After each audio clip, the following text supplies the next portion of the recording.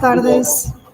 Buenas tardes a todos, bienvenidos, muchas gracias. Una disculpa porque estamos iniciando unos minutos tarde, pero bueno, vamos a iniciar con la tercera mesa del día de hoy de este seminario.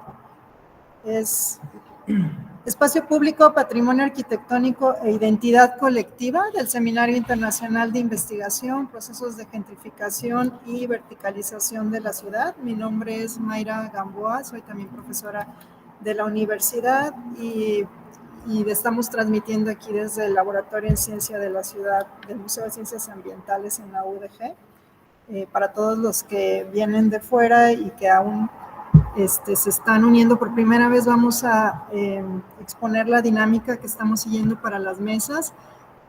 Son 10 minutos de presentación para cada uno de los ponentes. Tenemos varios ponentes, entonces vamos a tratar de ser estrictos con el tiempo, por favor. Entonces, si vemos que se están pasando, les voy a avisar cuando les queden 2 minutos para que puedan acortar y concluir su presentación. Y bueno, pues vamos a dar inicio a esta mesa ya sin mayor preámbulo. Tenemos al primer participante, es el doctor Óscar Ramón López Carrillo. Él es doctor en Ciencias Sociales por la Universidad de Guadalajara y la presentación es Sentires del desalojo, las afectaciones psicosociales de la gentrificación. Adelante, doctor. Muchas gracias. Pues bueno, muchas gracias a todos los que están organizando este congreso. Primero, bueno, me escucho, ¿verdad? ¿Se escucha? ¿Claro? Sí, lo escuchamos bien. Bueno, entonces vamos a la siguiente, por favor, que es poco el tiempo y mucho lo que hay que hablar. Acerca de la gentrificación, no creo que no voy a redundar en esta parte, sobre todo en estos cuestionamientos en torno al proceso de gentrificación, mucho más cuando otros compañeros lo van a debatir en términos mucho más concretos, teóricos. A mí más bien me gustaría algunas cuestiones empíricas en torno a esto, pero no debemos justamente de dejar pasar que el proceso de gentrificación obedece, como diría el buen David Harvey, al proceso de acumulación capitalista. Entonces, por ende, no vamos a quitar nunca del eje que mientras exista el proceso de acumulación del capital, pues existirá un proceso que tiene que ver con la gentrificación. Aquí hay algunas cuestiones referentes a algunas notas de David Harvey y unas preguntas que él mismo se hace sobre si entonces la gentrificación obedece a capital extranjero o capital local, de lo cual supongo alguien en este congreso debatirá, sobre todo también cómo estos grupos de población local trabajan activamente para generar gentrificación y así obtener ganancias. Justamente luego lo vamos a ver con uno de los casos de este cártel inmobiliario que tenemos aquí en el occidente del país y cómo esto ha afectado la vida cotidiana de las personas. Y por último, pero no menos importante, sería qué postura tiene el Estado frente a los procesos de gentrificación cuando el mismo Estado capitalista, como lo comprendemos, genera o hace caso omiso, o más bien mediante la omisión, pues hace que este proceso sea todavía mayor, ¿no? David Harvey dice que las respuestas a estas y muchos otros interrogantes varían entre los lugares y los países, dictando particularidades en estos procesos de gentrificación por cada territorio, pero lo que sí me parece importante rescatar es que cada estrategia de resistencia está focalizada en el lugar en el que irrumpen. Creo que por ahí va a haber una ponencia sobre banda y cuestiones estadounidenses en Sinaloa, entonces por ahí no me voy a detener mucho, que esa es una focalización de resistencia. ¿Podemos dar a la siguiente, por favor? Bien, pues aquí está. ¿Cómo la gentrificación afecta la vida cotidiana de las personas? Y aquí vamos a ver un planteamiento de Lejarriaga y un planteamiento mío, que es el que he estado trabajando para esta investigación.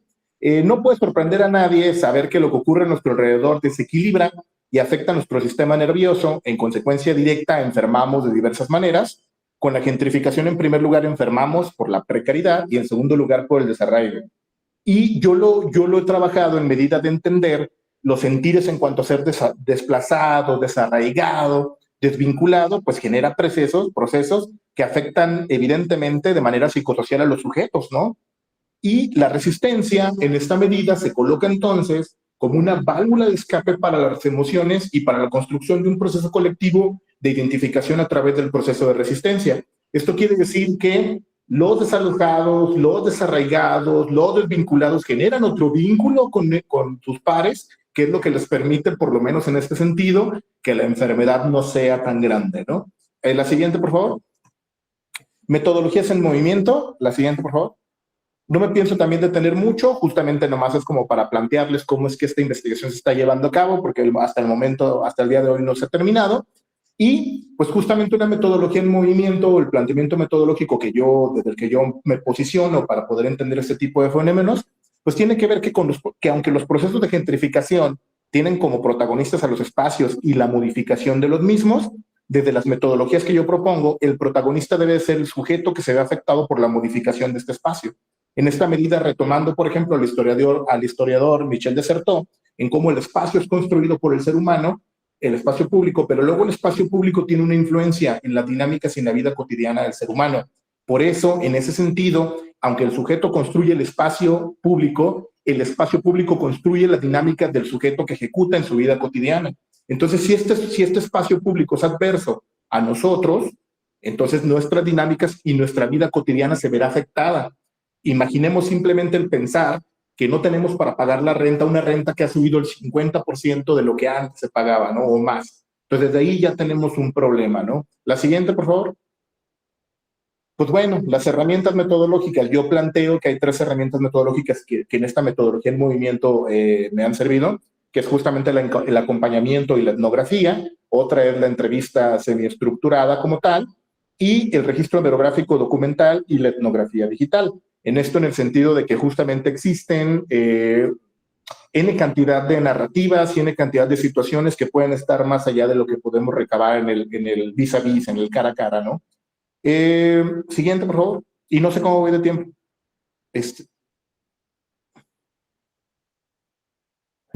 Va bien, todavía quedan 5 minutos. Pues bueno, entonces justamente esta parte es la que me gustaría aquí detenerme en los 5 minutos que me restan, que tendría que ver de las resistencias individuales a las resistencias vecinales.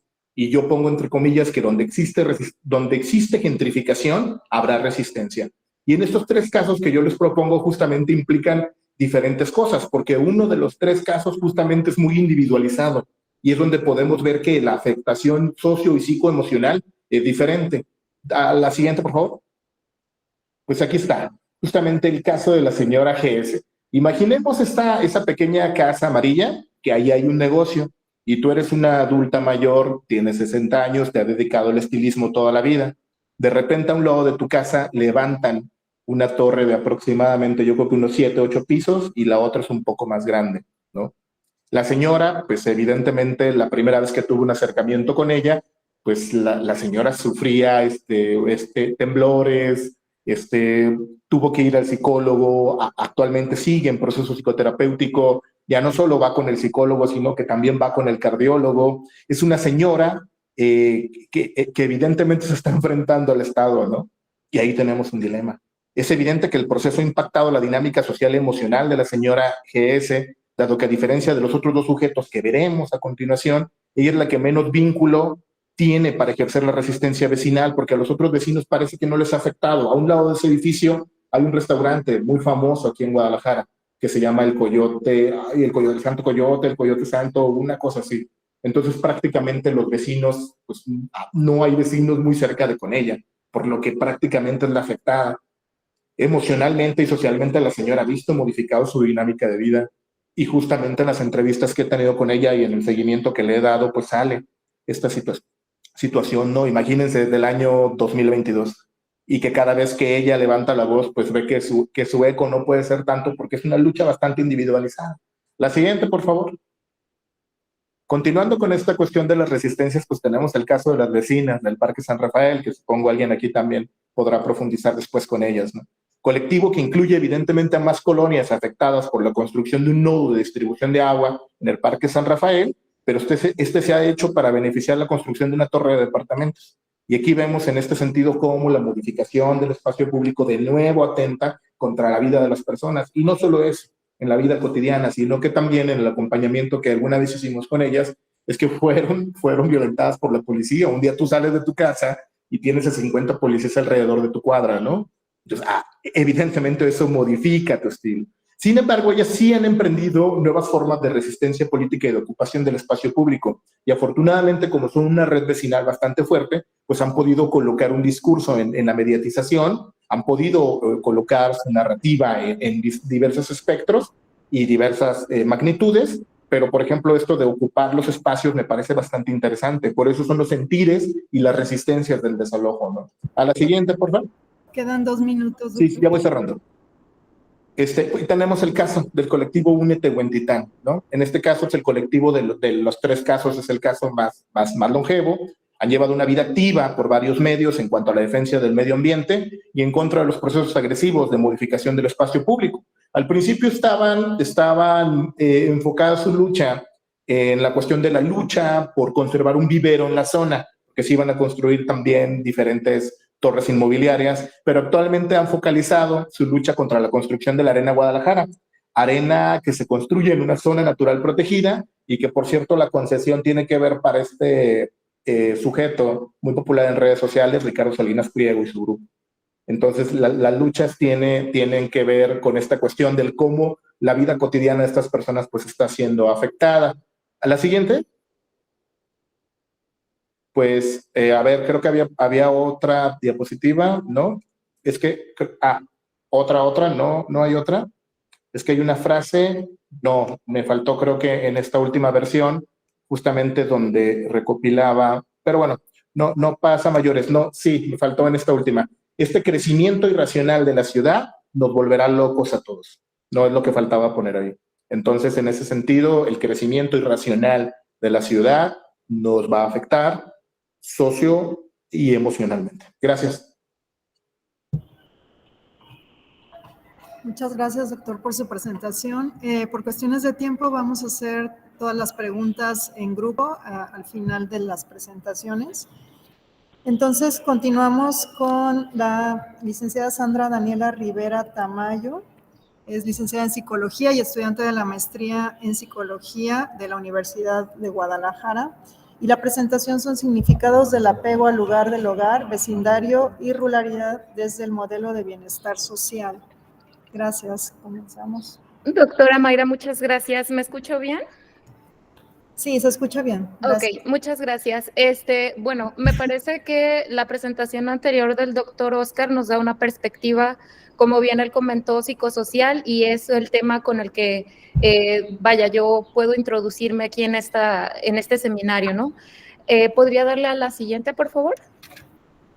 Muchas gracias. Primero tendríamos que entender qué es la ruralidad desde la psicología ambiental. La psicología ambiental es una rama de la psicología social que nos va a decir que el habitar es distinto según los significados desde el que es interpretado el espacio. Entonces, la preocupación de la psicología ambiental va a estar centrada en sí, en cómo las personas nos vinculamos con los espacios, sea en cuestiones de verticalidad o de expansión urbana, que es aquí donde quisiera enfatizar.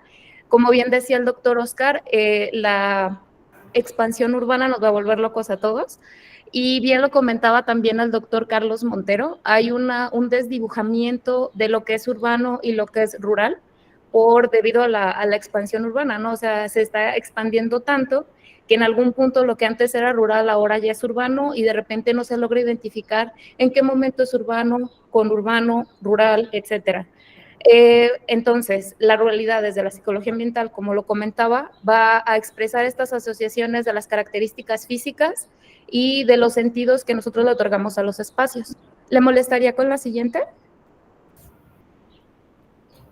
Ok, para entender la ruralidad se proponen 2 modelos. El modelo antiguo es el modelo dual, donde nos va a decir que hay una perspectiva dicotómica, entre el urbano y el rural. Se define muy básicamente, lo que no es urbano es rural. Hasta ahí.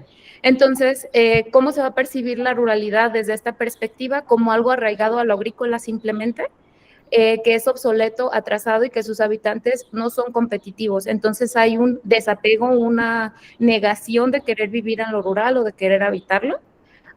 Igualmente, está orientado a que se tenga que asemejar a lo urbano, y las políticas diseñadas bajo este modelo están inclinadas sobre todo a acentuar las desigualdades entre los espacios urbanos y rurales, y al contrario, el modelo territorial, que es un modelo más actual propuesto por la CEPAL, Es un modelo que parte de cómo las ruralidades están en conexión y no separadas de lo urbano, entendiendo este desdibujamiento, ¿no?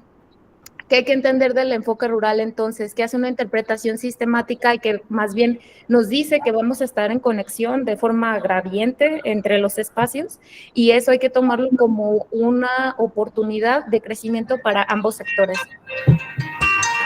¿Le molestaría con la siguiente? Gracias.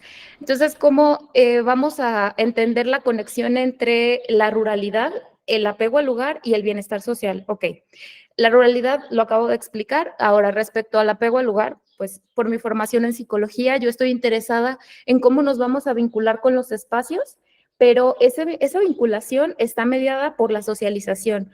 Los significados no son solamente subjetivos, sino más bien intersubjetivos, o sea, en conexión, en diálogo con otras personas y, por supuesto, de las características físicas de los espacios que habitamos. Y el bienestar social es un modelo que nos permite identificar las características de cómo se organiza una comunidad, una localidad, un grupo de personas. Eso es lo que vamos a tratar de revisar en mi investigación. ¿Le podría dar a la siguiente, por favor? Ok, primeramente, las dimensiones del apego al lugar. Hay tres perspectivas, bueno, dos, y se conjugan en una, básicamente. La primera es la aproximación por afinidad emocional individual, o sea, tus sentires respecto a un espacio. Después está la producción de significados sociales desde los vínculos afectivos al lugar, o sea, en comunidad, ¿qué significa ese espacio para ti? Y finalmente, un modelo de prácticas materiales que conjuga ambos e integra las características físicas del lugar para darle forma al apego al lugar, claro. ¿Le podría dar a la siguiente? Ahora, el modelo del bienestar social, ¿qué nos dice? Que es la valoración acerca de las circunstancias y el funcionamiento dentro de la sociedad. O sea, ¿qué tan integrados, aceptados nos sentimos dentro de la comunidad en la que estamos? Pero aparte, ¿qué contribuciones podemos dar nosotros ahí si nuestra comunidad está actualizada al respecto de otras comunidades y que haya una coherencia, que tú comprendas cómo funciona esa comunidad y tú dentro de ella? ¿Le podría dar a la siguiente, por favor? Ahora, me gustaría regresarme 2 diapositivas donde muestro cómo se relacionan. ¿Una anterior? Ok, ahora explicados estos 3 conceptos, es que se puede volver un poco más entendible mi investigación. O sea, yo quiero saber cómo el apego al lugar va a ser mediado por el bienestar social, es decir, la manera en la que nos vinculamos, y de esta manera vamos a entender el territorio rural de una manera muy específica, contemplando que la ruralidad está en conexión con los espacios urbanos. Si estamos hablando, por ejemplo, de planificación urbana, tendríamos que al menos contemplar que hay afuera de las ciudades, por así decirlo, para que pueda ser una planificación unificada y que sea funcional para todas las personas, contemplando que lo que sucede en lo urbano va a afectar también a lo rural y viceversa. ¿Podríamos continuar donde me regresé? Ajá, correcto. Ahí, ok. Mi proyecto de investigación, como lo comentó la doctora Mayra al inicio, yo soy maestrante, entonces lo que yo quiero saber, o en mi proyecto de investigación, es por qué tendríamos que analizar entonces la ruralidad bajo el modelo de territorio, el de que les comentaba en conexión con lo urbano, y desde el modelo de bienestar social. Bueno, para empezar, en México el 21% de la población es rural, y tan solo en Jalisco, porque yo soy de la Universidad de Guadalajara, representa el 12% de la población, que está distribuida aproximadamente en 10,000 localidades rurales, que no están realmente lejos de la zona metropolitana de Guadalajara. Un ejemplo muy claro: Ixtlahuacán es un pueblo que está a escasos 20 minutos de Guadalajara. Cuquío está a 20, 10, 15 minutos de Guadalajara. Entonces, son zonas que están sumamente cercanas a la zona metropolitana, ¿no? Hay que averiguar también, o que considerar, los efectos del modelo dual, que es el que les comentaba, que acentúa las desigualdades entre ambos espacios, y cómo podemos entonces pensar las políticas públicas, porque hay un rezago en la investigación.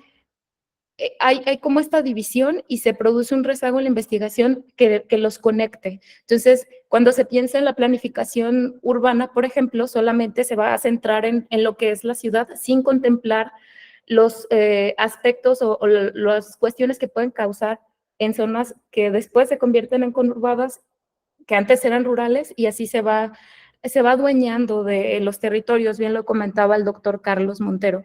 Y por último, que las estrategias de mejora sean contextualizadas. Es principal este punto el que me gustaría como resaltar, ¿no?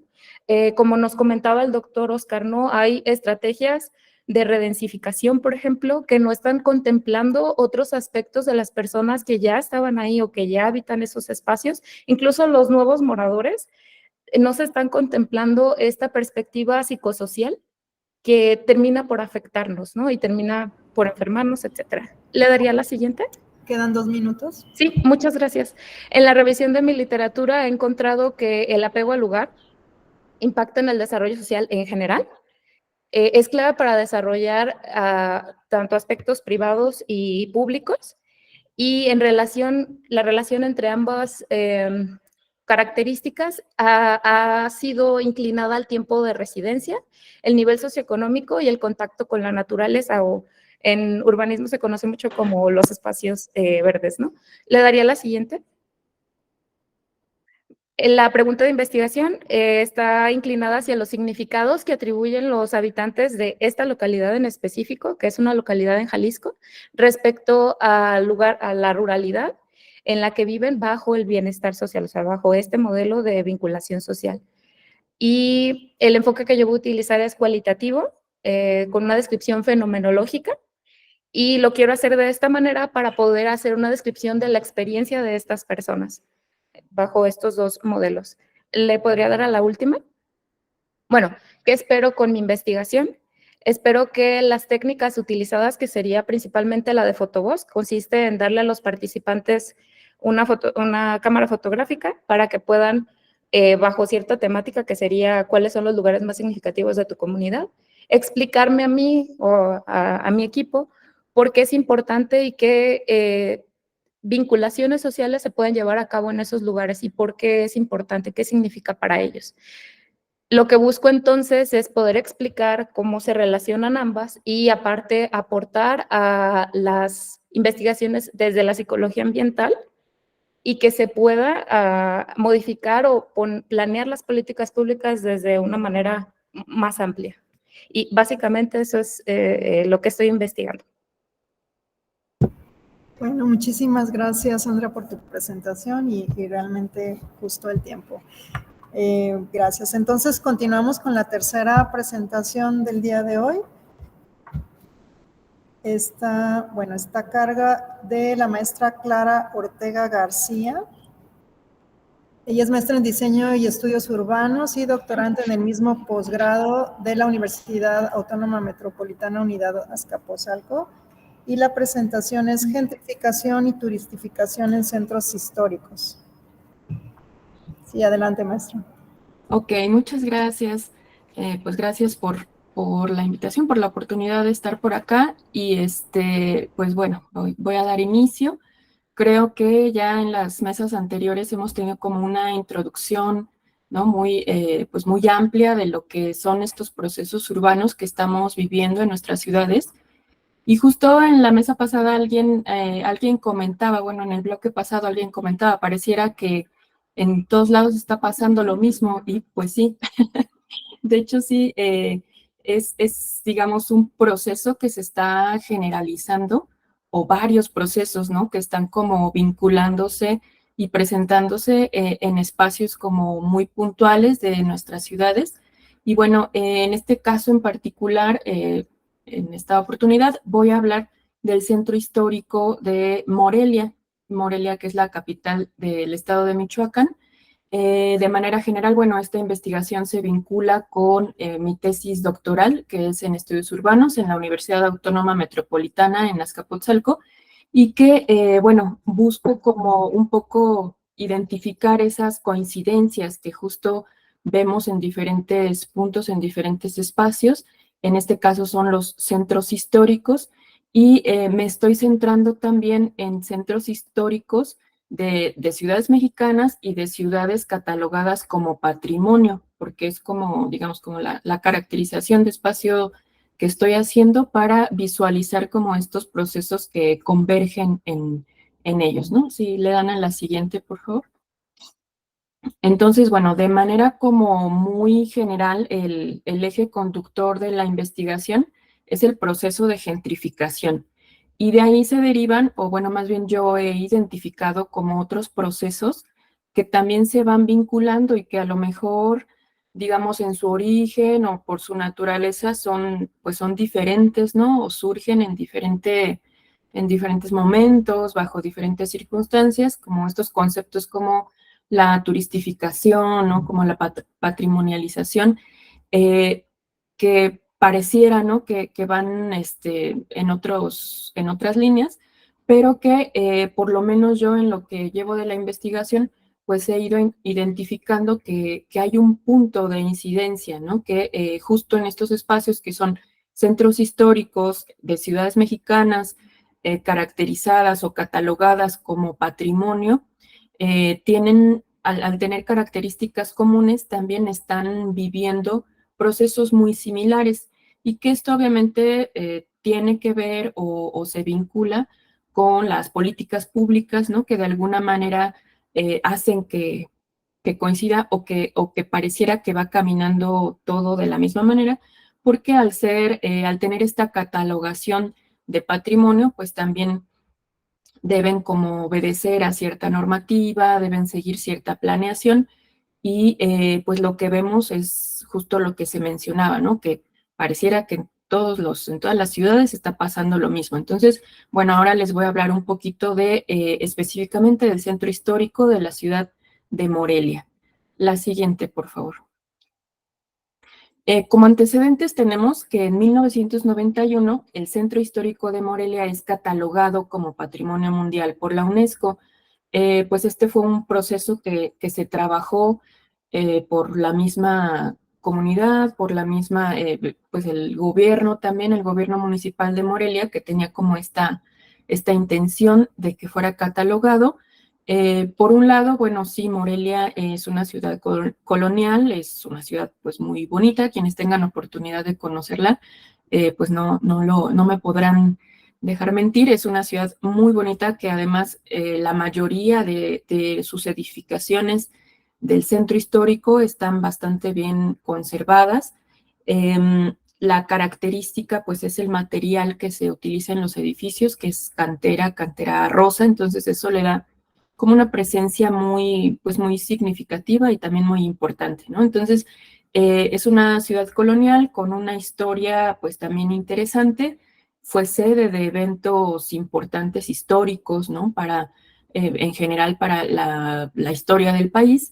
Y entonces, eso aunado también a que esta catalogación de patrimonio pues genera un ingreso mayor en cuanto a recursos, ¿no? Porque son ingresos federales que se les asignan a estos espacios para trabajar en su rehabilitación, ¿no? Entonces, se da esta catalogación que también se busca como haciendo un poco eco a lo que otras ciudades de alrededor habían trabajado. Por ejemplo, en Guanajuato, ¿no? Guanajuato, San Miguel Allende, que están muy cerca, ya previamente se había trabajado en esto, ya había como un avance, ¿no? En cuanto a estos procesos de rehabilitación. Entonces, un poco es como, pues queremos ser como los vecinos, ¿no? Empiezan como a seguir el ejemplo.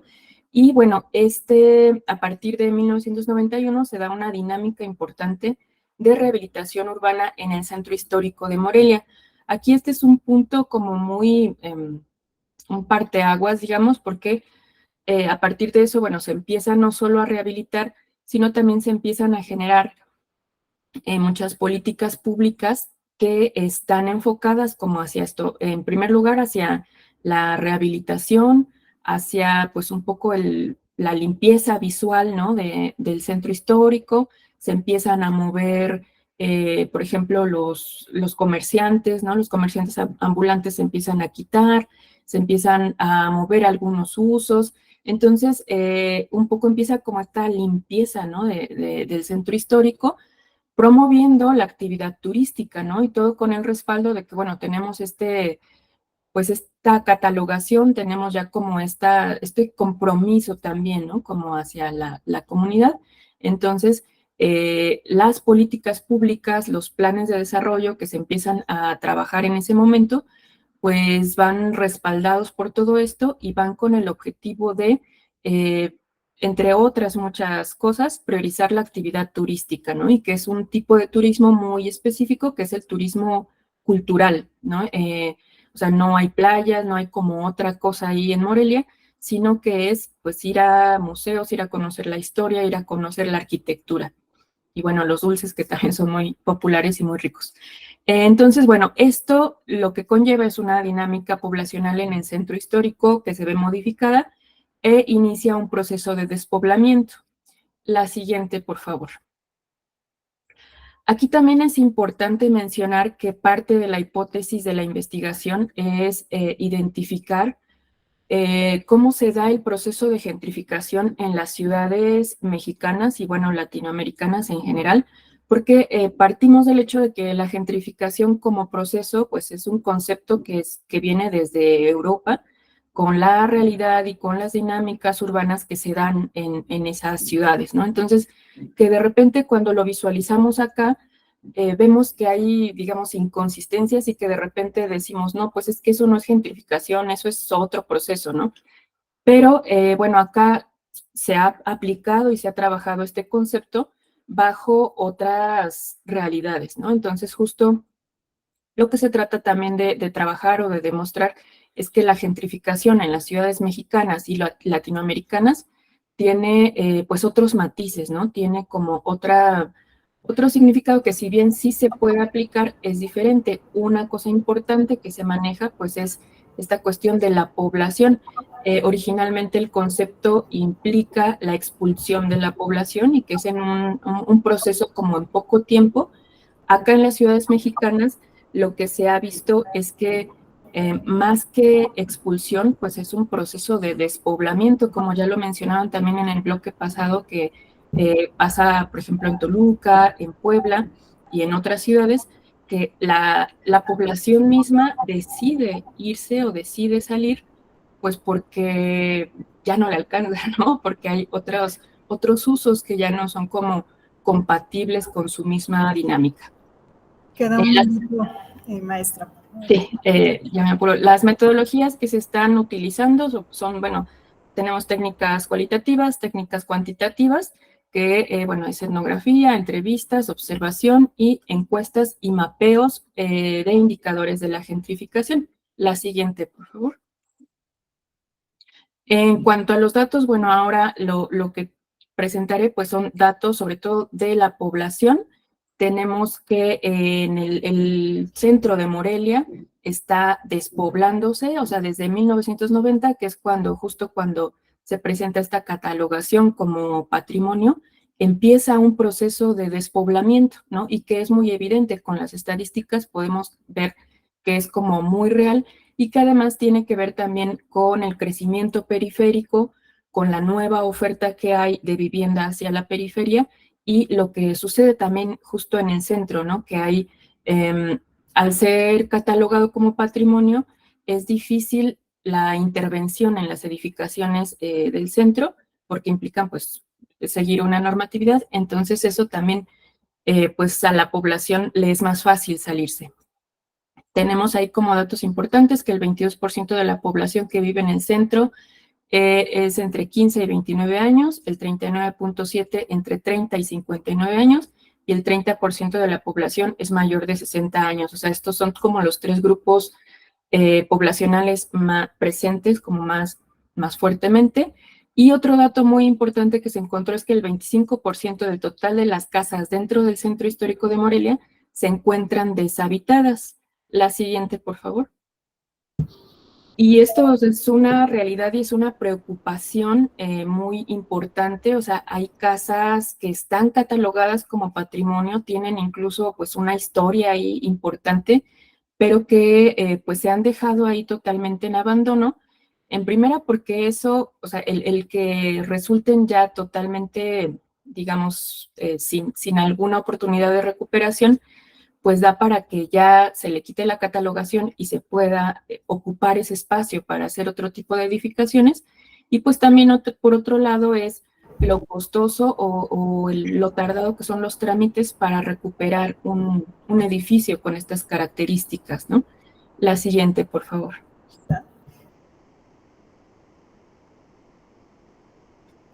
La siguiente. Si puede ir cerrando para concluir. Sí, okay. Bueno, acá nada más son como datos de periódicos donde nos muestra justo pues esas casas abandonadas que son un número preocupante y que pues es algo que es como muy evidente, ¿no? La siguiente, por favor. También vemos en estos mapas que son del INPLAN cómo el centro histórico presenta un despoblamiento importante y toda la población está centrada o está ubicada hacia la periferia. El límite ahí está marcado, el límite de lo que está catalogado como patrimonio es lo que está menos poblado. La siguiente, por favor. Y ya como conclusión, bueno, pues a través del análisis de estos datos estadísticos se puede ver que hay un paulatino despoblamiento en la zona centro, paralelamente un incremento en la población hacia la parte periférica y que nos habla de un desplazamiento de la población. Hay también un porcentaje importante de la población que es económicamente activa, o sea, hay muchos trabajadores, estudiantes universitarios, y hay otro grupo poblacional significativo que son las personas mayores de 60 años, que representan personas que van en promedio viviendo ahí en el centro más de 30 años, ¿no? Se observa también que en el centro histórico de Morelia se encuentra un proceso de gentrificación, pero pues obviamente con ciertos matices, ¿no? Y bueno, pues muchas gracias. Sí, muchas gracias. Pues ojalá que en el espacio de las preguntas haya oportunidad de profundizar más sobre este caso interesante pues, de Morelia. Gracias. Continuamos entonces con la presentación de Juliana María Saavedra Triana y Julián Camilo Angarita San Juanes. Ellos son estudiantes en la licenciatura de Ciencias Sociales de la Universidad Pedagógica Nacional de Colombia. Y la presentación es El despojo de los espacios playeros, reflexiones sobre la turistificación y elitización del Caribe dominicano. Muchas gracias. No sé quién va a presentar de los dos. Hola, buenas tardes. ¿Me escuchan? Gracias. Sí, te escuchamos bien. Bueno, mi nombre es Julián Angarita. Yo voy a hablar pues en representación también de mi compañera que no nos puede acompañar. Bueno, este trabajo pues nace como a término personal de una reflexión que me hago yo sobre un intercambio que hago estudiantil de Universidad Pública de Colombia a Universidad Pública de República Dominicana. Allí estuve pues un tiempo y compartiendo con las personas, haciendo pues recorridos urbanos en tanto Santo Domingo, que es la capital del país, como en otros lugares de me doy cuenta que el acceso al espacio público está muy limitado para ciertos tipos de personas, ¿verdad? Después yo pues vuelvo a Colombia, normal, y este año tuve la oportunidad de poder ir otra vez, pues en calidad de otra cuestión, pero pues voy y hago como una especie de trabajo de campo en la que efectivamente me encuentro en una ciudad que está pues construida para pues para el turista, ¿no? Entonces pues por eso pues como que nos enfocamos en este trabajo. Es un pequeño trabajo, no es algo pues muy grande todavía, espero que en un futuro sí lo sea. Entonces pues si quieres puedes pasarla, porfa. Gracias. Bueno, entonces la investigación pues bueno, viene como tal en la ciudad de Punta Cana, Bávaro, pues en la República Dominicana. Digamos que esta ciudad, bueno, o este país es como uno de los principales destinos turísticos que hay en el mundo. Más o menos los datos dicen que más de 300 millones de turistas van por año pues allí, y que pues Punta Cana es como la ciudad turística que alberga más del 70% de la zona hotelera pues del país. Digamos que digamos que el turismo es como el principal o el más grande proveedor que da pues recursos en el PIB del país con el 44%. Vemos que no solamente el turismo, sino que pues aquí viene la cuestión de los hoteles, del transporte, como que todo está ligado pues a una construcción de que pues el país busca el desarrollo, pues metiéndose como en esa categoría de que lo podemos encontrar en el turismo, ¿sí? Entonces aquí pues surge la pregunta de que pues si es el mejor sitio para vacacionar, ¿cierto? Entonces pues digamos que esta ponencia como tiene como objetivo principal de problematizar, perdón, como esa turistificación y elitización en Punta Cana, pues ha construido como un modelo de crecimiento de ciudad dual, que lo menciona Marcus, Castells y también Sassen, que ha favorecido como la circulación de un capital y a la posición del capital transnacional mediante pues enclaves turísticos que ofrecen un todo incluido y en el cual pues privatizan los espacios públicos pues en este caso de las playas. Porque pues preguntándole a las personas, haciendo como este trabajo de campo, se denota que las playas públicas son escasas en comparación de acaparamiento por acumulación de los grandes enclaves hoteleros que son específicamente vienen de España, estos capitales y también de Estados pues Unidos. Entonces, pues bueno, así digamos que República Dominicana y el Caribe como que son una periferia del placer, la cuarta periferia del placer que nombran Gorsen y unos en sus trabajos, y esta como que permite que el capital inmobiliario, o sea, se una con el capital turístico para poder construir un tipo de ciudad. Y este tipo de ciudad, digamos que se vende al público como un lugar en el cual pues se puede permitir cualquier cosa. Y es un lugar donde pues la economía criminal se puede convertir en un paraíso fiscal y también en lugares donde existe explotación sexual y también lugares del narcotráfico que son bien avaladas pues por estas personas con grandes ingresos. Si quieres la puedes cambiar, por favor. Bueno, digamos que en la construcción de la ciudad dual que podemos encontrar allí es que hay unas zonas que son para los turistas que están en toda la costa, ¿sí? De la costa pues de República Dominicana, en este caso pues de la ciudad. Y pues, alrededor de estas se construyen unos pequeños focos de ciudad que son pues precisamente construidos por la gente. Vemos que estos lugares, según también recolección pues de fuentes y de bibliografía, se han construido pues específicamente por inmigrantes, tanto de Haití como también migrantes del interior que están buscando oportunidades, las cuales ofrece pues digamos de otra manera el turismo con relación al trabajo y pues a este tipo de dinámicas. Digamos que estas ciudades, pues yo no pude, digamos, recorrer estos lugares, pero si uno va a Google Maps o Google Earth, pues se ve que estos lugares no tienen, digamos, calles pavimentadas, no tienen, pues también revisando como la prensa, no tienen acceso al agua, no tienen acceso, digamos que a las cosas básicas que se supone que deberían hacer. Entonces, pues así podemos ver que digamos, en ese momento como que la ciudad primero no está enfocada en una construcción como pues para todos por igual y que simplemente se presta en una persona que es un turista que es flotante porque ni siquiera pues como que accede a vivir por siempre en estos lugares. Esta ciudad que ahora pues se construye desigual, ve como que elitiza un espacio que es la costa y pues se aprovecha de los personas empobrecidas que trabajan en estos lugares pues para poder así convertir como una forma de organización social y espacial que es avalada por el propio gobierno porque digamos que a estos enclaves transnacionales lo que les da la posibilidad es de tener extensiones fiscales, tener facilidades como de apropiarse de lugares que no son en teoría pues de nadie, como lo son las playas, para poder, digamos que, conllevar allí un proyecto inmobiliario. Y entonces lo que están haciendo, pues si quieres lo puedes pasar, por favor. Lo que se está haciendo es construyendo como todavía muchos enclaves turísticos. Lo que se ve más en estas ciudades es que se construyen edificios, se construyen hoteles, solamente eso, pero digamos que uno se puede hacer la pregunta de qué pasa con la población que trabaja pues en estos lugares. Digamos que esto es excluido tanto del paisaje urbano, porque pues esto no se vende, y también como de la narrativa del lugar.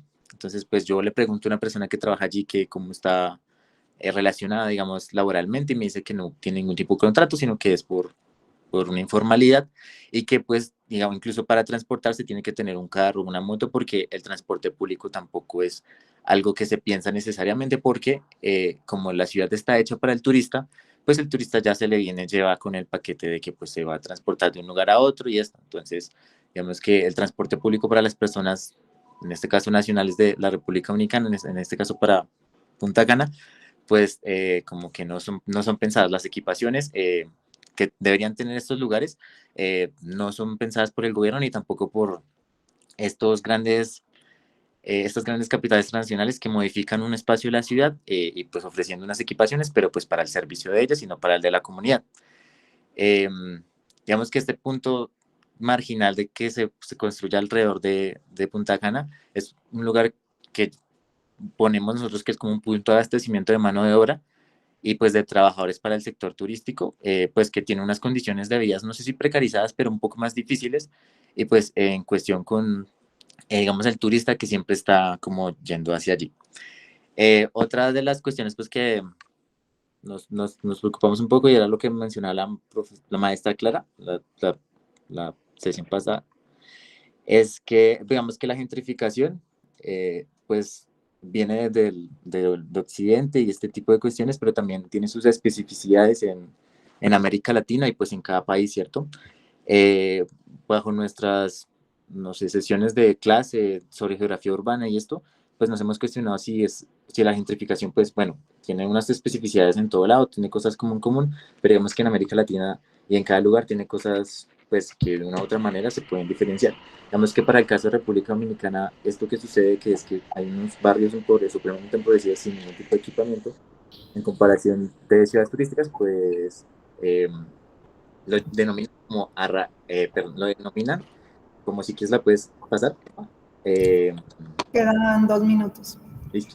Sí, ya cierro. Lo denominan como arrabalización en el lenguaje dominicano, que es precisamente como que hay una franja de arena modificada por hoteles de gran altura y condominios residenciales, y por otro, pues, existe el hinterland turístico, y pues de una u otra manera convergen en una, yo digo, o bueno, decimos nosotros como una relación eh, desigual y pues también de poder, que pues una como que permea a la otra. Entonces ahí podemos ver también como pues desde el ejercicio, en la otra, ¿me la puedes cambiar, por favor? En el ejercicio como pues de notas y de periódicos, como que se ve que usan el término de realización, pero pues desde una perspectiva, pues simplemente como darle pues un nombre a la cosa. Digamos que yo no sé si se podría construir desde una teoría este concepto, pero me parece interesante que lo utilicen, independientemente si es para criticar o estigmatizar a la gente y sus dinámicas informales, pero me parece interesante pues esto, si quieres la puedes pasar. Y bueno, entonces aquí hicimos que pues estos procesos de construcción de una ciudad turística, pues más que turismo es un proceso de recolonización que se da desde el capital transnacional, pues para poder localizarse en diferentes lugares de la región. Ya no solo son en las islas de España, sino también es en todo el Caribe, eh, pues de América Latina, pues México, Cuba, bueno, etcétera. Y esto pues se sigue evidenciando, y esto es algo que parece que no, pues no va a poder parar. Y ya pues para finalizar, si lo quieres la puedes pasar.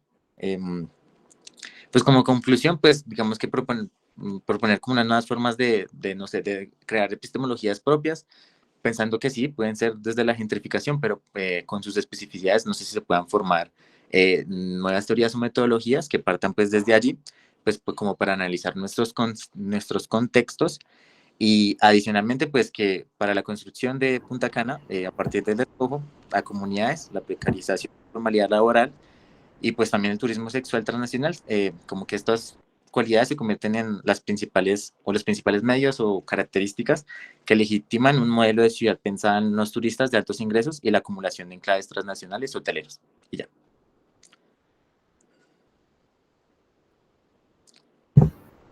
Bien, pues muchas gracias, Julián, por tu presentación.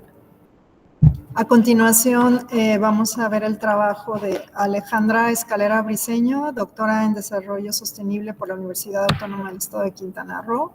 Óscar Fraustro Martínez, doctor en Urbanismo por la Universidad de Weimar, Alemania, y profesor también de esa misma Universidad del Estado de Quintana Roo. Marimar Hernández Jiménez, maestra en Gestión Sustentable del Turismo por la Universidad Autónoma de Guerrero y doctorado en ese programa de la Universidad Autónoma de Quintana Roo, y José Francisco Rodríguez Castillo, licenciado en Manejo de Recursos Naturales, estudiante de la Maestría en Ciencias Marinas y Costeras de la Universidad Autónoma del Estado de Quintana Roo. Pues un equipo interdisciplinario, qué interesante. Pues muchas gracias. Su presentación es Procesos de Gentrificación en el Caribe, una reestructuración global en la isla Cozumel, México. No sé quién presenta, Alejandro. Hola, ¿qué tal? Muy buenas tardes. Alejandro Escalera.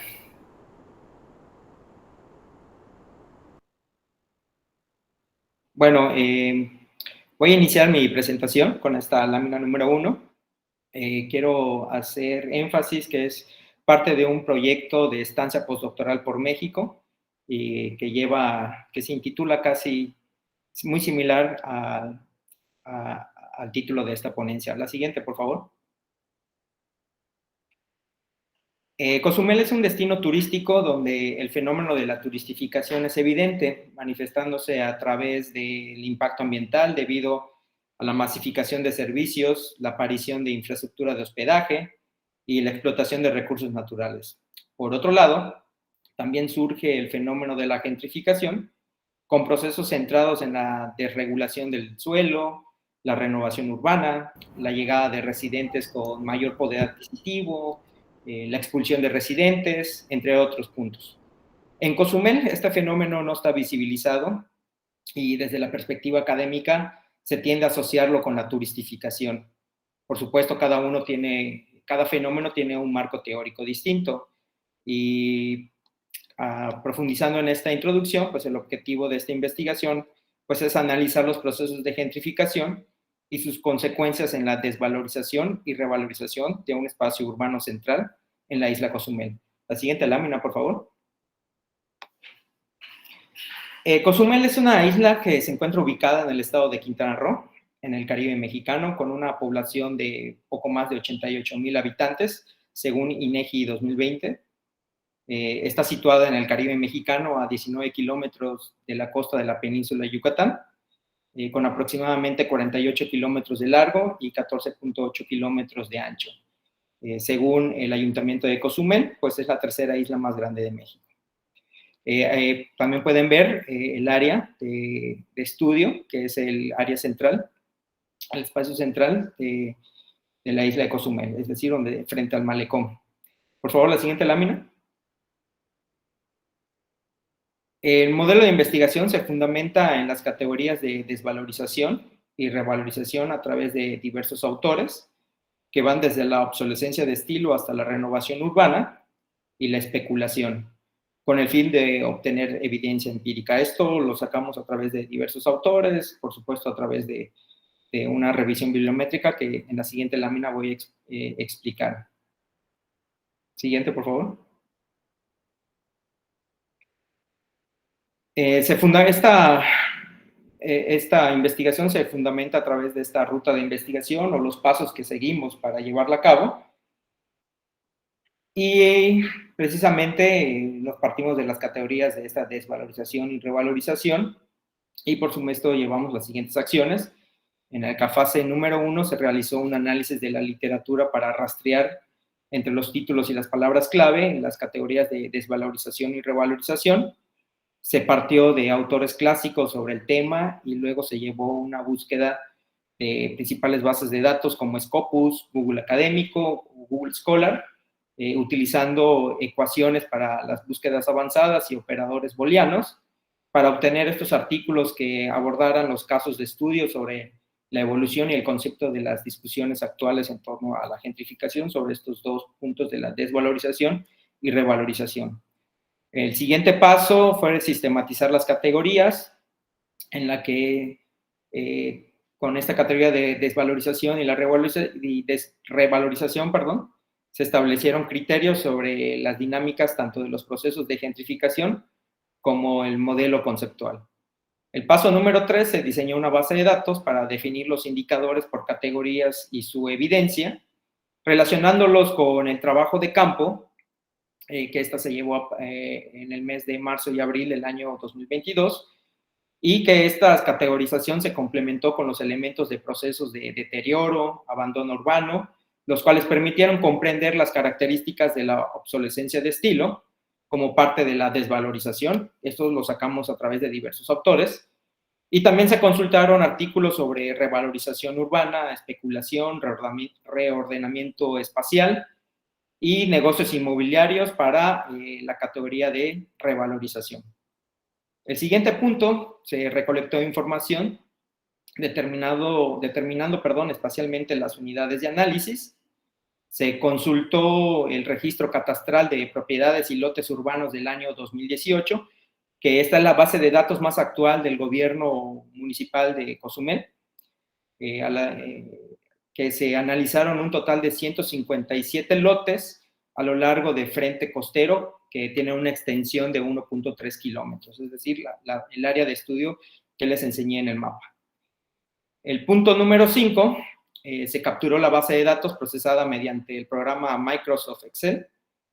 Aquí destacamos que la base de datos se configuró con el apoyo de una bitácora para identificar la magnitud e intensidad de los procesos de gentrificación, los cuales los sistematizamos en lotes y manzanas. Y finalmente, se diseñaron mapas con el programa GIS, utilizando ArcGIS. Posteriormente, se continuó con la georreferenciación, con la base de datos ya normalizada, delimitada y capturada. La siguiente lámina, por favor. Aquí ya son parte de nuestros resultados. Aquí tenemos un mapa de la gentrificación, que ahí podemos observar la desvalorización y revalorización, es decir, ya tenemos la evidencia empírica, que es un área que tiene procesos de turistificación, o más bien turistificación avanzada, pero ahí estamos viendo también que convergen procesos de gentrificación a través de estas dos categorías del modelo teórico, en lo cual esto ya está discutido a través de los materiales bibliográficos que recolectamos a través de la investigación. Entonces, aquí la desvalorización, como es un lugar turistificado, pues tiene un porcentaje muy bajo, aproximadamente del 18%, y la revalorización es la que más predomina. Es decir, dentro de este modelo, la obsolescencia de estilo, como es el desuso del espacio, el deterioro físico y la inseguridad, pero la inseguridad fue un elemento que no encontramos dentro de ese espacio. La siguiente, por favor. Aquí tenemos los resultados a través de ya especificando las dos categorías, que es la desvalorización y la revalorización. En la revalorización donde tenemos la desvalorización, perdón, donde está el de color rojo, ahí podemos ver que son las categorías de deterioro físico y desuso del espacio, los que más, los que se observaron dentro de estos procesos de gentrificación. Dentro del deterioro físico les voy a enseñar las más relevantes, y el desuso del espacio, es decir, son lotes urbanos que se encuentran ahí. A pesar de que es un área con mucha dinámica del turismo, hay lotes urbanos que están ahí, que nosotros tenemos el supuesto que se están valorizando. Y del otro lado tenemos la de revalorización, que es la que tiene mayor porcentaje, y ahí podemos observar que el que más predomina es la reestructuración de edificios y la renta de locales comerciales. El siguiente, por favor. Y dentro de estas evidencia empírica que nosotros tenemos de la desvalorización, es un edificio público que tenemos ahí, que es el edificio de Correos de México, en el cual entró en un estado de deterioro físico severo, por eso lo ponderamos como alto, por supuesto a través de categorías que nosotros pudimos definir, y ahí pues vemos que ya está vandalizado, que hay cierta crecimiento de plantas, etcétera, etcétera, ¿no?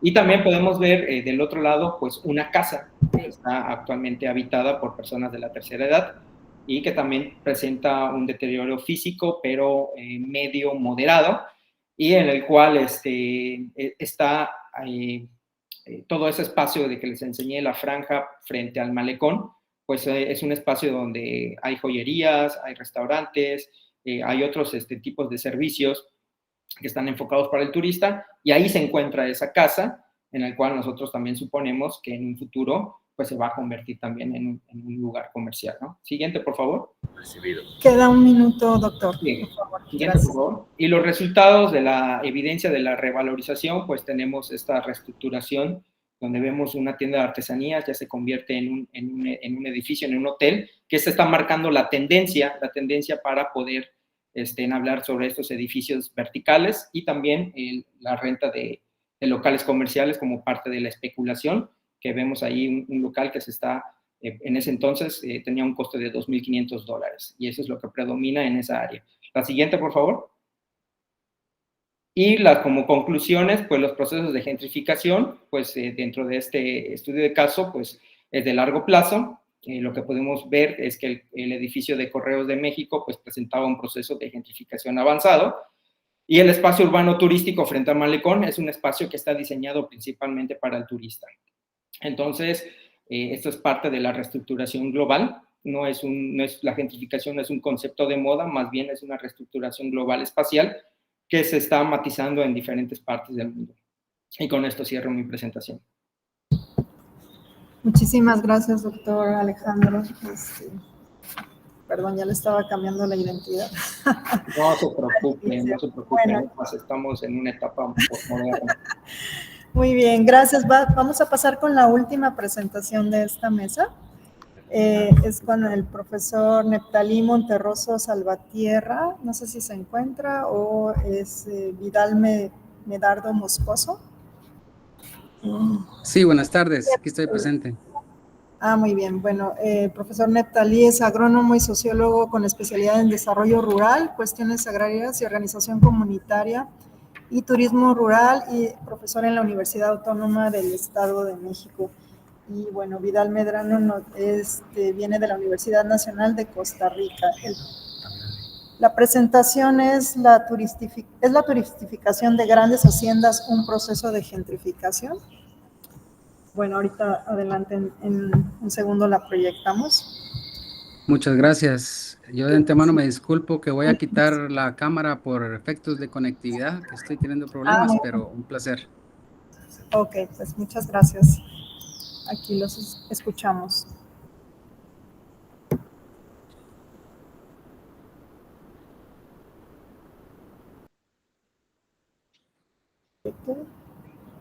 Sí, puede proyectar. Sí, profesor, a ver, estamos ahorita teniendo aquí una complicación. ¿Podría usted proyectar? Claro que sí. Si no, permítame, solo me guían cómo hacerlo con Meets. Vamos a ver. Desde... ¿Ya lo encontraron? A ver. Ya tengo abierta En mi la parte de abajo presentación. de la pantalla hay un cuadrito con una flecha hacia arriba. Ahí le pica para que pueda usted presentar.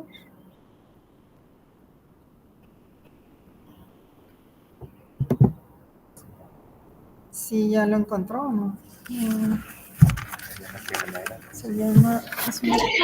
Doctor, ¿dónde está el botón del micrófono? Si ve hacia la derecha, recorre unos iconos y hay un rectángulo con una flecha hacia arriba.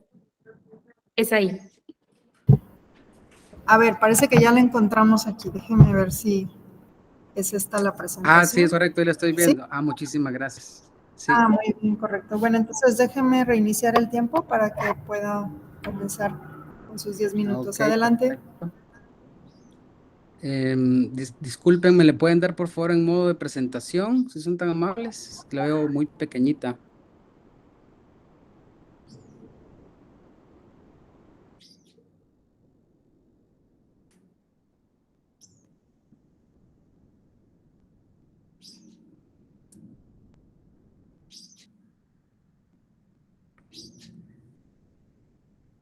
¿Sí? ¿Me escuchan? Por favor, sí, es que sí. nos sacó la presentación, pero estamos ahorita volviendo a proyectarla.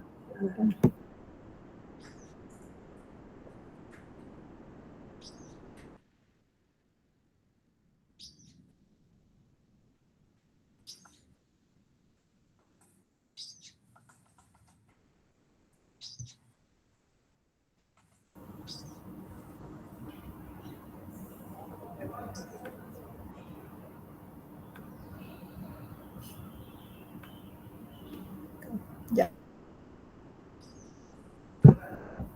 Muchísimas gracias. Sí, gracias. Perfecto. Yo les voy indicando, por favor, cuando me ayuden a pasarla, si son tan amables. Sí, claro. Gracias. Muy bien, muy buenas tardes, damas y caballeros, a todos los presentes. Primeramente, de parte del profesor Neptalí, le surgió ahí una situación en la cual él pronto se va a conectar. Mientras tanto, para seguir con el programa, pues procederé yo con la presentación. Mi nombre es Medardo Moscoso Vidal, estudiante de la maestría en Turismo y Desarrollo Sostenible de la Universidad Nacional Campo Nicoya. Y el profesor Neptalí Monterroso Salvatierra está en representación de la Facultad de Ciencias Políticas y Sociales de la Universidad Autónoma del Estado de México, quien también colabora como investigador de la maestría en Turismo y Desarrollo Sostenible de la Universidad Nacional. La premisa con la cual nosotros quisimos arrancar esta ponencia es que para nosotros, el anterior, por favor. Para nosotros la premisa tiene que ver con la gentrificación, la vemos desde dos fenómenos que suceden casi simultáneamente: la modernización y el desplazamiento. En la medida en que se modernizan las ciudades o los lugares naturales, en casi la misma medida se desplazan a sus pobladores. Y en este caso, cuando el turismo se utiliza como agente de modernización, es cuando pueden ocurrir esos procesos de desplazamiento. Por eso el objetivo de este estudio de caso fue evaluar si por medio del turismo que se ha desarrollado dentro de las grandes haciendas ganaderas y el Parque Nacional Rincón de la Vieja, en Guanacaste, Costa Rica, se ha dado el fenómeno de gentrificación. La siguiente, por favor. Les presento acá, se pueden ver el mapa de Centroamérica y está Costa Rica. Este estudio de caso tiene que ver principalmente en el desarrollo en el cantón de Liberia y específicamente, yéndonos más cerca, pueden ver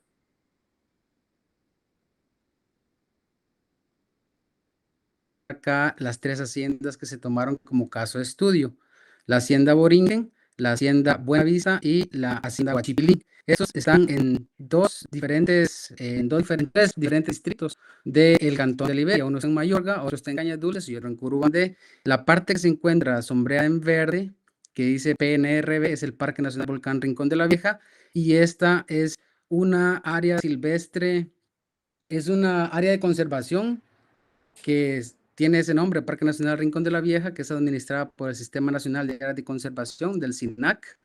Y en Costa Rica existen 11 áreas silvestres protegidas y cubren aproximadamente el 30% del territorio nacional. Entonces vamos a estar hablando en estos tres puntos, estas tres haciendas, y vamos a evaluar a ver si se ha dado el fenómeno de gentrificación. Pueden observar acá la hacienda Borinquen, la hacienda Buenavista en la actualidad y la hacienda Huachipilín. La siguiente, por favor. La hacienda Huachipilín inició sus actividades operativas en 1985 y principalmente por su cercanía al lugar natural o al Parque Nacional Rincón de la Vieja fue como los turistas comenzaron a llegar y tenían las necesidades de tener ahí comida, hospedaje, y entonces ellos decidieron cambiar sus actividades de la hacienda, de la ganadería, de la agricultura, de la crianza de caballos, por comenzar a montar hotelería. En este caso inició desde 1985. Actualmente cuenta con 1.400 hectáreas, tienen ganado ahorita actualmente, pero no mucho como la capacidad, ¿verdad?, que pueda tener esa hacienda. Ustedes pueden ver que son 220 cabezas y son 1.400 hectáreas de terreno, pero sí tienen 79 habitaciones tipo hacienda, aguas termales, parque de tirolesa, zipline o canopy y tour guiados a pie y a caballos. La siguiente, por favor. En el caso de la otra hacienda que se tomó el caso estudio, se llama Buenavista del Rincón, que también inició un poco más tarde, en el 1991. También se encuentra en el área de influencia del Parque Nacional Volcán Rincón de la Vieja. Cuenta con 400 hectáreas de terreno, tours a caballo, también piscinas de baños termales y spa, parque tirolesas o canopy. Y dentro de las instalaciones ofrecen también un tour cultural o de tobogán de agua y 85 habitaciones con concepto de hacienda ganadera. La siguiente, por favor. En el caso del Hotel Borinquen, se llama Hacienda Borinquen,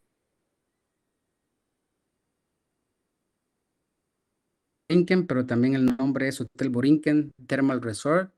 Él inició 9 años después, en las mismas años en Rincón de la Vieja, y tiene 400 hectáreas de terreno, ofrece las mismas actividades que el resto de hoteles, con la diferencia de que ofrece tours nocturnos y además de avistamiento de aves, y tiene 39 habitaciones con un concepto de luxury boutique. Es decir, ahí el costo es mucho más elevado para poder establecerse en los servicios. La siguiente, por favor. Bueno, la parte metodológica que abordamos con el profesor Neptalí, ya el primer paso, el primer escalón ya lo pasamos. Hicimos una revisión documental especializada, una revisión gráfica espacial sobre los asentamientos comunitarios. Luego esto lo procesamos en matrices cronológicas, utilizamos el software Gaia GPS y Google Earth Pro, y analizamos la información, interpretación de resultados para llegar a las conclusiones que les vamos a presentar más adelante. La siguiente, por favor.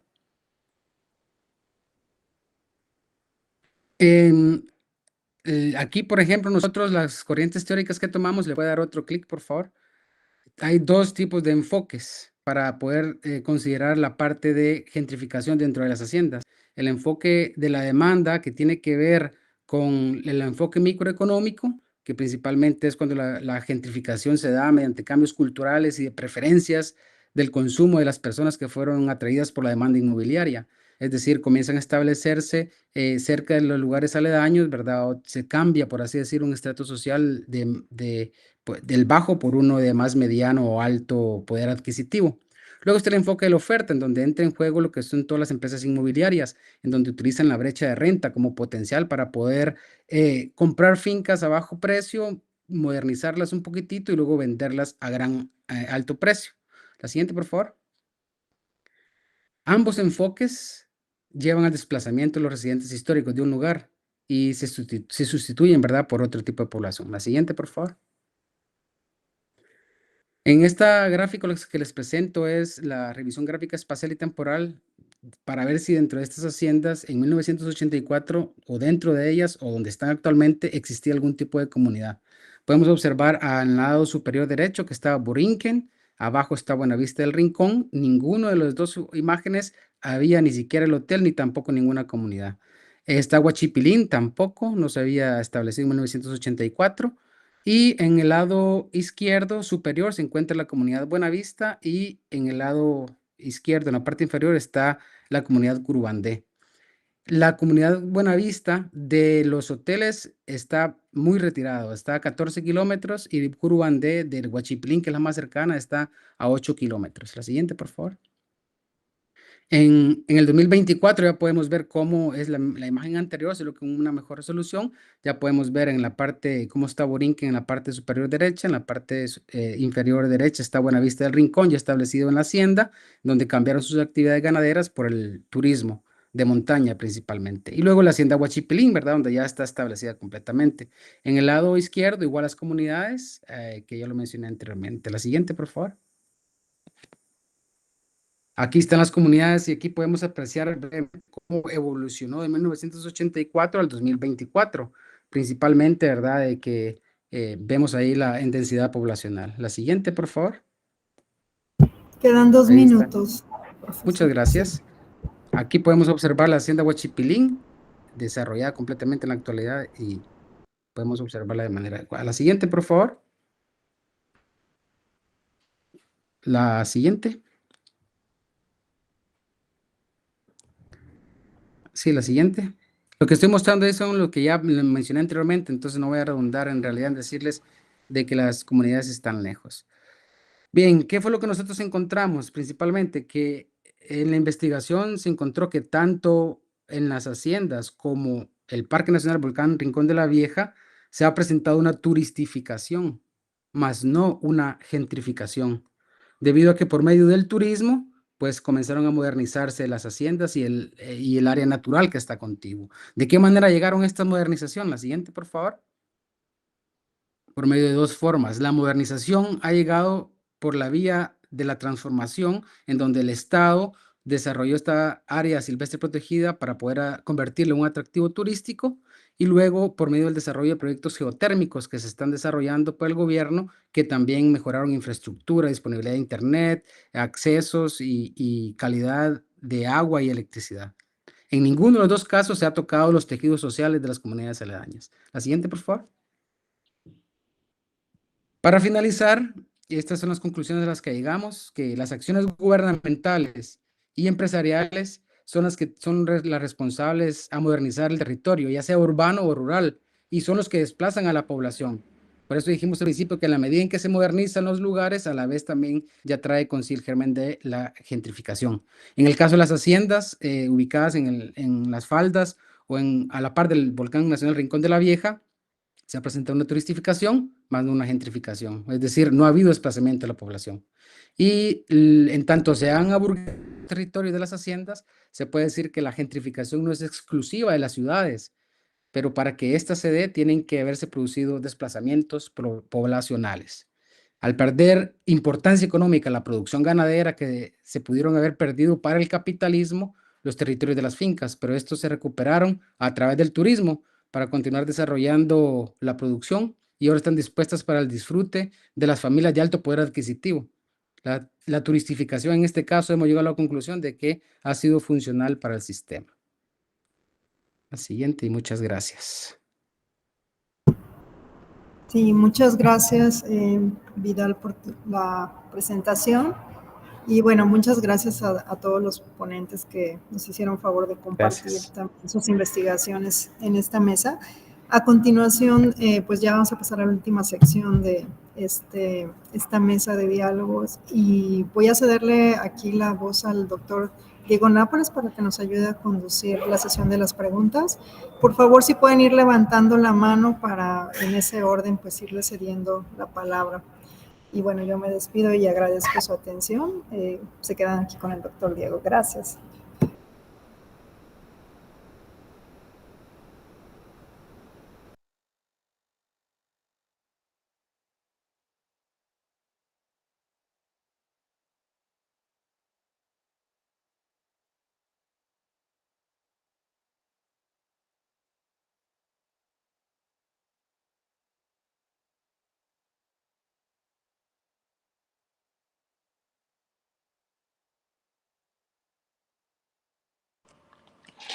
Yo tengo una pregunta, si se puede. Sí, adelante, ¿qué tal? ¿Cómo están? Muy bien, gracias. Para la maestra Clara Ortega, ¿ese es su nombre? Sí, adelante, por favor. Sí, bueno, mi pregunta concreta es, ¿qué ha pasado en Morelia? Es Morelia la ciudad que nos presentó, ¿verdad? ¿Qué ha pasado con esta situación en donde las personas se han ido a vivir hacia afuera del centro histórico? ¿Ha habido de parte del gobierno políticas para nuevamente volver a traer la urbanización al centro de Morelia, o aún no entra en esa etapa? Lo digo porque al menos en Guadalajara, aquí ya empezamos en esa etapa en la cual un momento que la población que habitaba inicialmente en el centro histórico, por problemas de uso de suelo y se encarece todos los servicios, como bien lo mencionaba, son despojados para vivir hacia la periferia, donde la vivienda es más económica, ¿no? Pero al final se ha creado una ciudad súper dispersa, una ciudad que en síntesis no es sostenible, y se han iniciado desde 2016 políticas de reurbanización, es decir, de volver a traer población que viva en la ciudad central, principalmente en el centro histórico, que por sí mismo ya es un espacio que está bien conectado, que tiene los mejores servicios, sobre todo en temas de movilidad. Yo preguntaba, bueno, aquí en Guadalajara no se ha concretado esa política, se ha vuelto más una política de gentrificación, pero bueno, a lo mejor en Morelia, a lo mejor están iniciando ese proceso. Me gustaría saber si ya hay ese tipo de políticas y qué rumbo están tomando, si es que las hubiera. Sí, muchas gracias. Fíjate que es complicado porque son varios factores, ¿no? Uno de ellos, evidentemente, es el encarecimiento de los servicios, y pues que sí, mucha gente dice, bueno, o sea, sí, es mi casa y yo soy dueño, pero pues no me da, ¿no? No me da para pagar. Y sobre todo que la mayoría de los habitantes, o sea, de los que son dueños de las casas, pues ya son personas mayores, ¿no? Entonces viven de una pensión o qué sé yo, y justo no les da para todo eso. Se realizó un diagnóstico en la gestión pasada, justo en la gestión pasada, de cuáles eran estos factores que estaban provocando como tanta, pues sí, que la gente se fuera. Y uno de los factores que resultó ahí como muy presente es que las personas no tenían como el acompañamiento adecuado para restaurar sus viviendas, porque la mayoría, yo creo que el 90% de las edificaciones del centro están catalogadas. Entonces se necesita intervención del INAH y se necesitan pues procesos como muy particulares, ¿no? Entonces lo que hizo el gobierno municipal fue generar como talleres, ofrecer acompañamiento de cómo debía de ser su proceso de restauración, porque justo muchas casas están muy deterioradas y por eso ya la gente no las habitaba. Entonces empezaron como a restaurarse y todo. El gobierno incluso, pues a través de los programas, financió algunas restauraciones, y lo que se provocó es que estas casas restauradas, pues más bien, o sea, la gente, los dueños no los habitaban, sino lo empezaron a rentar, ¿no? Empezaron a rentar estos espacios para Airbnb y sobre todo como se atravesó lo de la pandemia, justo fue como en este periodo, en esta gestión, hubo pues sí, muchas personas que buscaban como espacios, ¿no? Digamos, históricos o con ciertas características, lo que ahora se llama nómadas digitales, porque pues se trabajaba en línea y todo esto, entonces la oferta de Airbnb creció muchísimo, la demanda también, y todas estas casas que se restauraron y que se hicieron pues bonitas, habitables, se empezaron a rentar, ¿no? Entonces ahí fue como otro problema. Y justo lo que se estaba planteando era como un poco normar esta cuestión lo del Airbnb y todo esto. Y ahora, pues, bueno, terminó esa gestión, entró otro partido político y como que ahí se detuvo un poco, pero pues es una realidad que sigue el proceso, ¿no? O sea, como que no se ha implementado pues un programa, una política que realmente apoye a que los habitantes se queden, ¿no? Que yo he entrevistado también a mucha gente y muchos dicen, pues es que ya no me gusta vivir aquí, ¿no? O sea, hay mucho ruido porque hay muchos bares y todo el tiempo hay fiesta y todo. Entonces, no es que no me guste mi casa, no es que no la quiera, solo pues ya no quiero estar como en este ritmo, ¿no? Entonces, también son muchos factores, pero eso es lo que está pasando ahora ya. Gracias. Muchas gracias, Daniel, Clara, Ortega. ¿Hay algún comentario más que puedan hacer sobre las ponencias? Muy interesantes todas. Veo que tenemos presencia del Caribe, presencia del centro del país, por supuesto de aquí de Guadalajara, y también nos acompañan de Colombia. Entonces es una mesa muy nutrida. Julián, adelante. Sí, yo tengo una pregunta. En la primera ponencia del sector que le hizo Oscar, digamos que en mi trabajo de grado como que me he enfocado un poco en pensarme como el análisis del urbano, no tanto desde la geografía o desde la historia de estos lugares donde históricamente se ha pues, presentado como las reflexiones y las análisis sobre estos. Y esto del sentir del desalojo y las afectaciones psicosociales me hace pensar, y es un trabajo de investigación que estoy haciendo para la licenciatura, qué posibilidades, o no sé cómo lo ves, de analizar, digamos, estos procesos, estas dinámicas urbanas desde otras disciplinas de las ciencias sociales que no específicamente sean las hegemónicas como la geografía o la historia. En mi caso, pienso yo que esto del desalojo y los sentimientos puede ser una potencialidad, trabajarlo desde la memoria, pues, no sé, urbana. He encontrado trabajos sobre esto, pero no ha sido como tan grande encontrar trabajos de memoria urbana que hablen sobre despojo urbano, que es lo que pasa con este proceso de gentrificación y bueno, en fin. Pues bueno, no sé si... bueno, ¿me escuchan? Sí, adelante. Bueno, no sé si pueda responder a plenitud tu pregunta, pero yo sí estaría también en favor de que fuera la multidisciplinar, o sea, que fuera multidisciplinar en ese sentido, ¿no? Por ejemplo, un trabajo que también presentamos, que con gusto lo puedo compartir, trabajé demasiado bien con una urbanista, ¿no? Porque ellos entienden el espacio desde otra perspectiva, como lo entendemos los psicólogos, a como lo entendemos los sociólogos, a cómo se ve desde la cuestión de las ciencias sociales. Y desde esta perspectiva yo también estaría, y en este trabajo justamente, en otro trabajo que hice con Julieta Huerta sobre la cuestión del espacio, en ese sí trabajamos una cuestión de la modificación del espacio público a partir del reconocimiento histórico como tal. O sea, hay una situación también bastante interesante que tiene que ver con cómo la modificación del espacio, a partir de una cuestión que ha surgido en las últimas décadas, que tiene que ver con los antimonumentos y las antimonumentas, ¿no? Entonces, a partir de cómo esta reconstrucción del espacio público genera nuevas conceptualizaciones y nuevas dinámicas en torno a cómo se puede comprender la identificación y cómo se consolida el proceso histórico de los sujetos a partir del cambio de las dinámicas, ¿no? Con gusto lo puedo poner en el chat, no sé si están todos aquí en el chat de o lo puedo poner aquí en el, ¿cómo se llama? Aquí en el chat de aquí también o en el chat de WhatsApp, pero hay algunos trabajos que hemos realizado.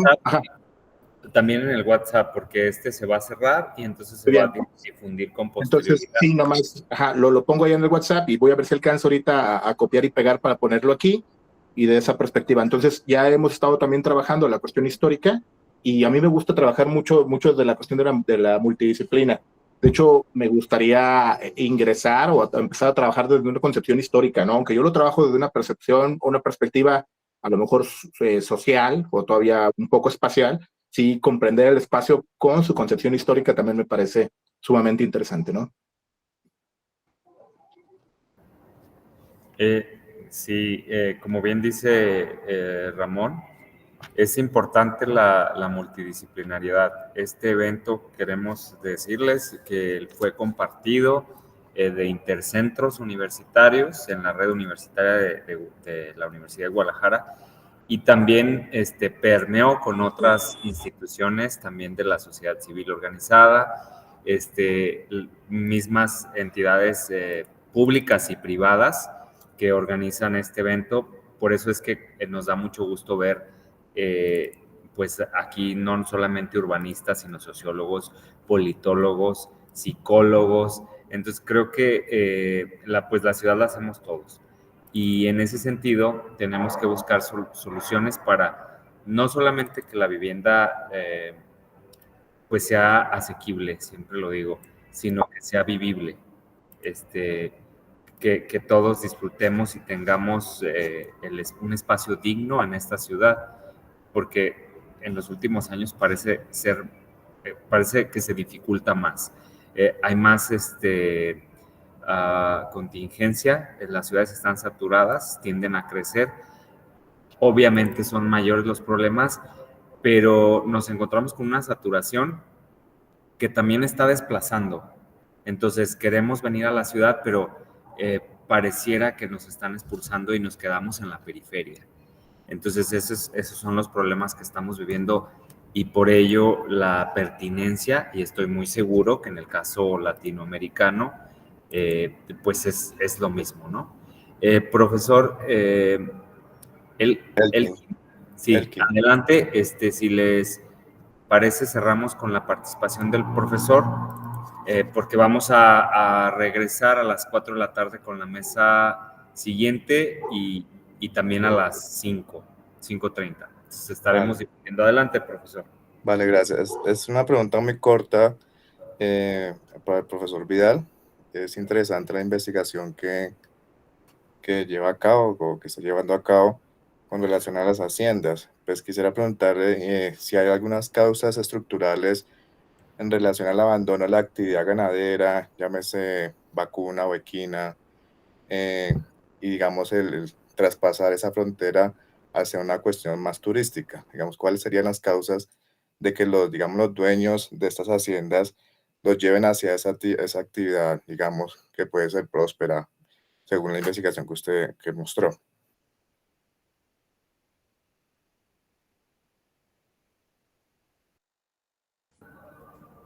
Sí, muchas gracias, profesor. La respuesta a su pregunta es acumulación de capital. Los hacendados vieron en el turismo enormes ganancias que no podían sacar con la ganadería ni con la agricultura que desarrollaban dentro de sus haciendas. Entonces ellos comenzaron a modificar los pocos lugares naturales que les quedaban, porque como bien sabemos, el área de la ganadería, pues se trata de talar árboles para establecer el cultivo principal, que es el pasto. Entonces, pero dentro de estas haciendas quedaban pocos lugares naturales. Y esos pocos lugares naturales, los ríos, las quebradas, todo lo que es toda la parte verde, boscosa, pues comenzaron a acomodarlas y a turistificarlas, a modernizarlas para poder aprovechar el crecimiento del turismo que desde 1980 comenzó acá en Costa Rica. Entonces, una actividad ganadera, platicando con algunos de los hacendados, me decía que cuando él vio en el Parque Nacional Rincón de la Vieja cuánto pagaba un grupo de turistas por 2 noches que se quedaban, él le hacía números, cuántas vacas tenía que ordeñar y cuántas veces tenía que hacer para poder obtener ese mismo ingreso de dinero. Entonces, el capitalismo vio una oportunidad en la turistificación de poder acumular capital, y entonces por eso no hay ninguna población que hasta el momento, pues no se desplazó ninguna población. Eso no significa que más adelante los procesos de turistificación que han venido en crecimiento, pues puedan tocar estos tejidos de manera indirecta. Vale, gracias. Muchas gracias a ambos, Vidal.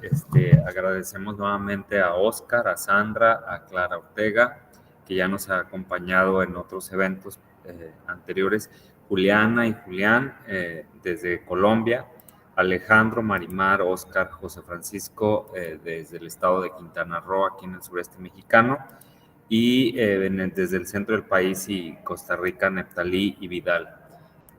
Muchas gracias. No sé si tuvieron tiempo de copiar lo que se compartió en el chat, pero también invito a los participantes. Recuerden que tenemos un chat totalmente vigente, estará por algunas semanas, porque también lo que pensamos es seguir construyendo debates, seguir construyendo publicaciones. Esperemos y que estos foros se cristalicen en documentos, en artículos, capítulos de libro. Vamos a estar trabajando en ello. Ya tenemos esa referencia a los que nos conocen, y ese es el objetivo, de difundir lo que estamos haciendo desde la academia, desde la ciencia, pero que también se conozca pues en la calle. Finalmente, esa es lo complicado, porque nos gana el trabajo siempre, pero nos estamos olvidando de que la ciudad pues la tenemos que hacer más habitable para todos, sin clases sociales.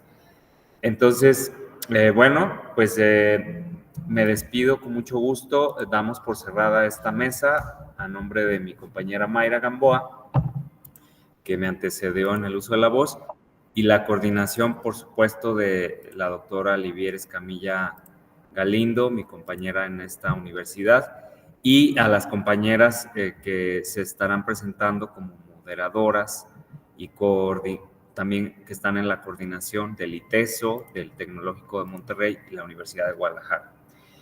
Agradezco a todos y pues nos vemos a las 4. Que tengan buena tarde, buen provecho. Gracias igualmente. Hasta luego.